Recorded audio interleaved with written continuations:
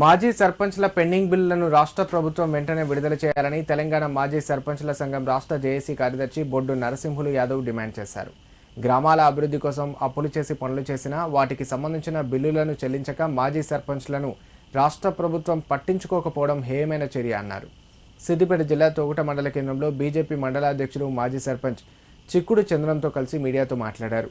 రాష్ట్ర ప్రభుత్వం అర్ధరాత్రి మాజీ సర్పంచ్ల ఇంటిపైకి పోలీసులను పంపించి అక్రమంగా అరెస్టు చేయడం ప్రభుత్వ పనితీరుకు నిదర్శనమన్నారు.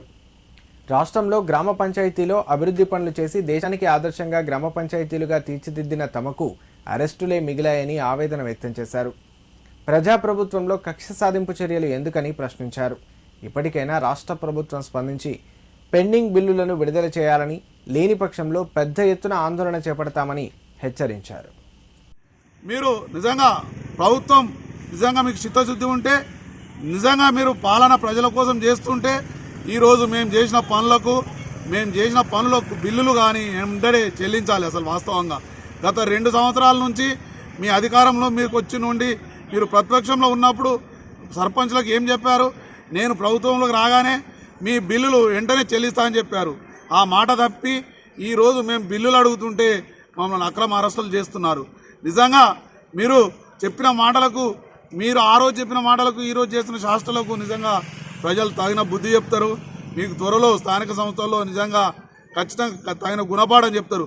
ఇంకొకటి ఏంటంటే, మీరు ఇచ్చిన ప్రజలకు ఇచ్చిన హామీలు మరిచి ప్రజల కోసం పనిచేస్తున్న మాజీ సర్పంచ్లను నిజంగా ఇట్లా అరెస్టు చేయడం నిజంగా మీకు చిత్తశుద్ధి కాదు. కేవలం మేము బిల్లులు అడిగినందుకే అనగదొక్కడం అనేది కరెక్ట్ కాదు. సర్పంచుల సంఘం రాష్ట్ర జేడీ యాక్షన్ కమిటీ ఆధ్వర్యంలో ఈరోజు అసెంబ్లీ ముట్టడి ఉండే అర్ధరాత్రే మాజీ సర్పంచులను కూడా చూడకుండా మా ఇళ్లకు వచ్చి రాత్రి 12 గంటల నుంచి పొద్దున 4 గంటల వరకు అరెస్ట్ చేయడం చాలా హేళనమైన చర్య.